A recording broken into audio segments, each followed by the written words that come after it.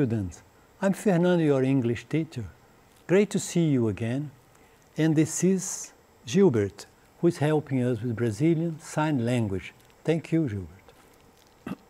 Let's get started. Here are some tips to teach you how to protect yourself. So, wash your hands. Don't forget to wash your hands. Wear your face masks. Don't forget to clean your objects. Avoid crowded places and avoid touching your eyes, nose and mouth. And as alternativas ao handshakes, hugs, abraços, então vocês escolham aqui. Não vou demorar muito nisso, não, senão a aula já o tempo é pequeno. Mas aí vocês escolhem, são interessantes. Esse GIF é muito interessante. Qual que vocês querem comunicar? Evitar o handshake, que é o aperto de mão, e evitar o hug, que é o abraço. A gente vai ter muito tempo para abraçar depois. Então vamos lá no tema da aula. Let's get started. How to read a poem. Então a gente trabalhou já várias aulas com o texto literário, que é muito interessante, e aqui a gente vai pegar o poema, que é um dos textos literários. Então eu vejo muito a divisão dos textos que são em gêneros, né? Cada gênero que circulam na sociedade. Dominar esse gênero é você se letrar, isso que é o letramento. É você ter desenvoltura nos vários gêneros, um convite, um formulário, preencher uma ficha de inscrição, você vê um outdoor, você lê tudo, esses gêneros, né? E o gênero literário é um gênero que eu acho uma divisão.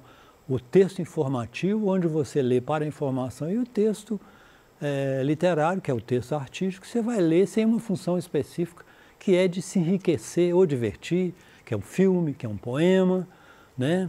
Então, um conto, uma frase, ou um dizer, uma citação, então, e que fazem o leitor, que a gente quer criar o leitor proficiente, aquele leitor que sabe distinguir o fato de opinião, que faça uso do letramento crítico, quer dizer, que saiba reconhecer o seu papel na sociedade, politicamente, saiba o que é a opinião do autor, conhecer e relacionar várias opiniões diferentes sobre o mesmo tema. Isso que a gente quer. E o texto literário que cria a humanidade, que cria aquele leitor, que cria a imaginação. Então a gente vê aqui as considerações o plano da aula, considerações sobre o texto literário, que eu vou falar, falo sempre, vou falar outra vez. Quais são as características? Biografia de Shel Silverstein, que é um poeta, que eu vou pegar um poema dele, então tudo que eu faço, todas as aulas, vou falar de uma pessoa, o artigo está no lugar que foi publicado na BBC, ou sei lá onde, eu pego quem escreveu, faço uns dados biográficos bem pequenos, que a biografia é um gênero importante para o estudante saber, que vai dizer quem é aquela pessoa, quando nasceu, situar aquela pessoa, e vai nos dar subsídios para entender a obra dela. Então, a biografia de Shel Silverstein, a análise do poema The Little Boy and the Old Man. O poema, o menino e o homem velho, o menino e o velho, de sua autoria. Então, goals to achieve, que é o objetivo da aula? Compreender e valorizar mais a história e o legado de outros povos. É que eu falo, língua, sempre achei isso na minha vivência, minha vida inteira lecionando inglês, sempre dei importância e valorizei a cultura que está por trás da língua. Só a língua é pouco.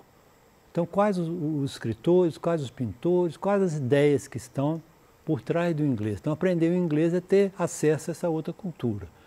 Compreender e valorizar manifestações culturais e artísticas dos usuários de língua inglesa.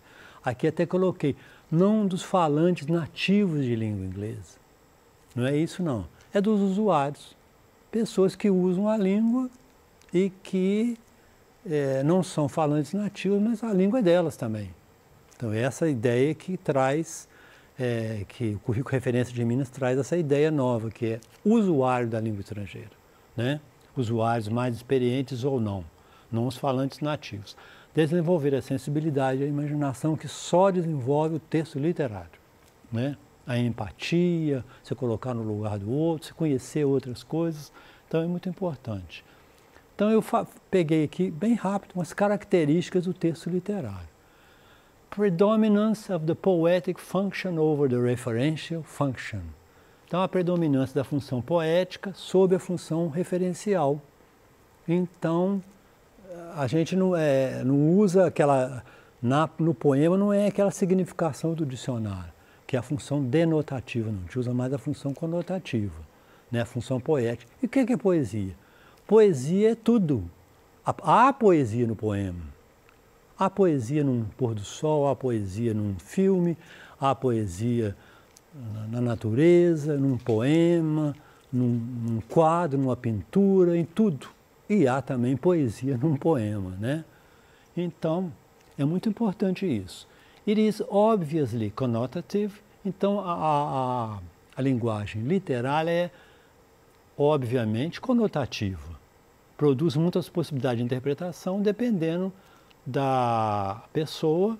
Então, eles falam muito, a gente lê muitas ideias que eu acho interessantes sobre o poema, que é os lugares vagos. Rubem Alves fala muito isso, Rubem Alves. Fala muito a parte vazia do poema, que é onde a gente quase que nem é o que ele disse, é o que a gente projeta ali. E o poema tem muito isso, de todos os textos literários, é o que tem mais espaços vazios que você projeta ali. Surge aquela interpretação, aquela coisa ali, às vezes nem é o que o autor quis dizer. Que a gente pega a biografia, estuda e vê o que ele quis dizer dentro da época, mas o poema vai além disso, como a música. O artista quis dizer aquilo, mas eu interpretei outra coisa. Então a interpretação é muito subjetiva. Então é o caráter subjetivo, no contexto do leitor. Conotação é a essência da linguagem literária. Então a conotação, há muito assim, figuras de linguagem, metáfora, que não há num outro texto jornalístico, que é aquela linguagem mais de informação. Então, a linguagem mais de informação, então, ela é mais conotativa, é de acordo com a ideia do autor. Então, muito importante isso. It is symbolic, ela é simbólica, né, a linguagem simbólica. It has emotional weight, ela tem um peso emocional grande. E o mais importante de tudo, ela é subjetiva. Então, aquela ideia minha, eu vou projetar a minha experiência de vida, não exatamente o que o autor, embora eu me oriente pelo que o autor quis dizer, mas a experiência de uma música também você escuta a letra, tanto que música a gente gosta em inglês, às vezes, ou em outra língua, você não entende a letra e gosta da música, porque a arte é muito forma, tá? Saber o que o autor quis dizer, sim, complementa a interpretação, mas não é o mais importante é a forma, tá? E então os livros dele, do Shel Silverstein, Falling Up, A Light in the Attic, Where the Sidewalk Ends. Então, tá os dados biográficos dele. Sheldon Alan Silverstein was born in 1930, and died, e morreu, 1999. A gente pega de 2 em 2, 1999. He was a writer known for his cartoons, songs and children's books. Então, ele era produzia cartoons e era também, trabalhava não só escritor, era outras coisas, né? Escritor, jornalista e músicas também, compositor, várias coisas, né? He styled himself as Uncle Shelby, era conhecido também com um apelido dele, era um pseudônimo, né? Uncle Tio Shelby. His books have been translated into more than 30 languages, foi traduzido por mais de 30 línguas, and have sold more than 20 million copies, venderam mais de 1 milhão de cópias. Então eu gosto sempre de pegar o poema e os dados biográficos. Então nós vamos aqui no poema, que é esse aqui. The Little Boy, o menino e o velho, tá? Tá o poema inteiro aqui. Então, by Shel Silverstein, o que eu fiz? Aqui eu peguei frase por frase, explicar um por um. Versos, né? Frase é o verso. Então vamos lá. Said the little, o menino e o velho. Said the little boy, sometimes I drop my spoon. Diz o menino, algumas vezes eu deixo, drop é deixar cair, eu deixo cair a colher, spoon. Algumas vezes eu deixo cair a colher. Aí é um diálogo é um poema usando uma técnica do diálogo, porque uma pergunta disso, uma técnica narrativa, de conto, disse o menino, um responde, o outro fala, é uma técnica, usou uma técnica da narração no poema, o Shel Silverstein. Então, eu deixo cair a colher. Said the old man, I do that too. É um poema muito bonito. Eu faço aquilo também. O do está no lugar do drop. I drop the spoon. I do that too. Eu faço aquilo também. O velho falou para o menino. Eu faço aquilo também. Vamos ver o outro verso. The little boy whispered. Whisper é sussurrou. Falou baixo, sussurrou. The little boy whispered, I wet my pants. Eu molho minhas calças. Aqui, né? O menino falando para o velho. The little boy whispered, I wet. Wet é molhado, o verbo molhar. Molho minhas calças. O que o velho responde? I do that too. Eu faço aquilo também. Então, em vez de repetir a palavra, o verbo molhar, to wet, ele responde o do que fica no lugar do verbo. I do that too. Eu faço aquilo também. Left the little old man. Riu o pequeno, pequeno homem velho. O velho, né? I do that too.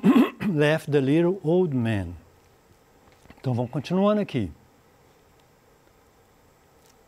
Said the little boy. Então, a técnica do diálogo, um fala, um responde, aqueles verbos de send, disse, né? Está usando o verbo disse, o velho, o outro respondeu, então um perguntando, um falando e o outro respondendo. Então vamos lá.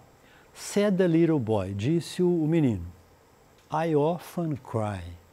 Eu choro muito, muito frequentemente. I often cry, de verbo de frequência, muitas vezes, né? I often cry. Então o menino fala, falando com o velho.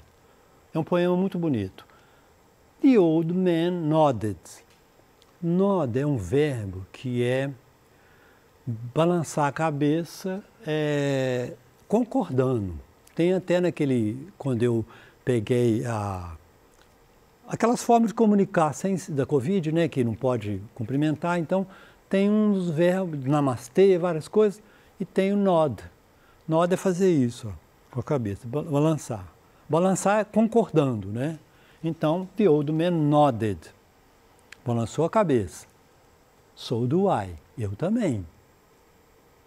Então, ele fala que, vamos ver aqui, ele fala que I often cry.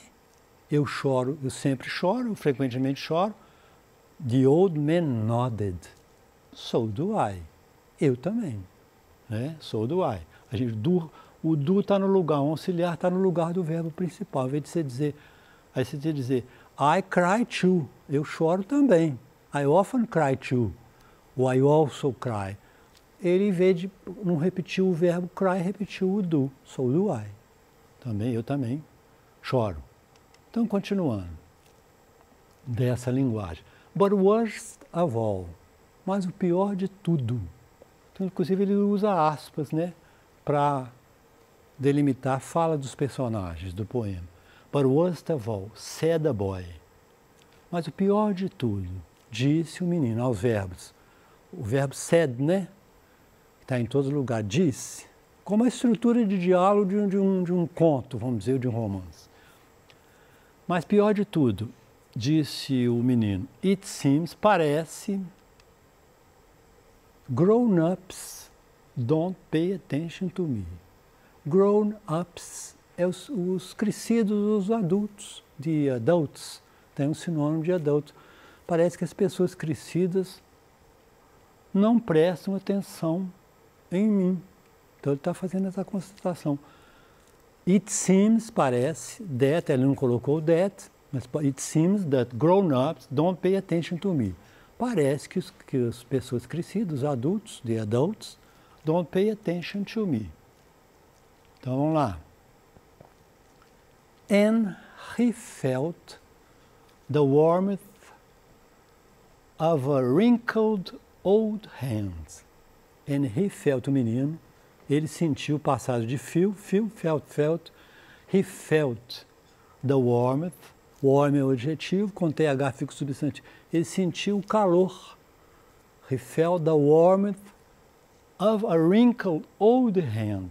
Ele sentiu o calor de uma mão velha, de uma pessoa velha, enrugada. Wrinkled é uma mão enrugada. Então, e aí ele sentiu o calor, o carinho de uma mão enrugada. Aí o outro fala, I know what you mean. I know what you mean. Mean é querer dizer, significar ou querer dizer. Eu sei o que você quer dizer. Said the little old man. Disse o pequeno homem velho, o homem velho. Então aqui a gente vê que... vamos pegar aqui para a gente ler ele todo, inteiro, que é importante também no som, né? Said the little old boy, sometimes I drop my spoon. Said the old man, I do that too. The little boy whispered, I wet my pants. I do that too, laughed the little old man. Said the little boy, I often cry. The old man nodded, so do I. But worst of all, said the boy, it seems grown-ups don't pay attention to me. And he felt the warmth of a wrinkled old hands. I know what you mean, said the little old man. Muito bonito o poema, achei os pontos em comum do menino e do velho. Então eu peguei verso por verso para a gente analisar, né? Aí eu peguei também, além do poema, né? Peguei um poema que a gente não tem nem muito tempo de analisar, quotes and saying. Eu peguei dizeres desse poema, outros dizeres do autor que a gente vai analisar aqui os outros dizeres. São quotes, citações e sayings. E tem poemas muito interessantes, inclusive ele foi ilustrador também.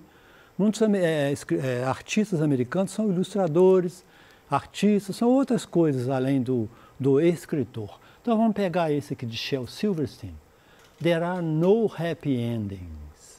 Não há finais felizes. There are no, quando a gente usa o no, você não usa o not, que em inglês não pode ter duas negativas. There are no happy ends. Não há finais felizes. Endings, os finais, are the saddest part. So just give me a happy middle and a very happy start. Então, traduzindo, não há finais felizes. Os finais são a parte mais triste. Are the saddest part. A parte mais triste são os finais. So just give me a happy middle and a very happy start. Então me dê um meio feliz e um início feliz. Então ele fala aqui, é interessante, que o final sempre é triste. Então não há um final feliz. É uma constatação dele. E aqui interessante esse outro. Never explain what you do. Nunca explique o que você faz. Never explain what you do. It speaks for itself. Ele fala por si o que você fez. You only muddle it by talking about it. Você só enlameia, você só turva, né? Faz aquela confusão falando sobre isso. Então, muddle, enlamear, confundir. Então, faça as coisas que elas vão falar por você. E aqui eu achei interessante também esse porque a gente vai terminar a aula com esse dizer aqui, que eu peguei como um dizer que finaliza. There's a voice. Eu peguei tentar fazer aqui, que ele original está assim. Mas eu tentei fazer para explicar. There's a voice. Há uma voz inside of you. Há uma voz dentro de você. That whisper all day long.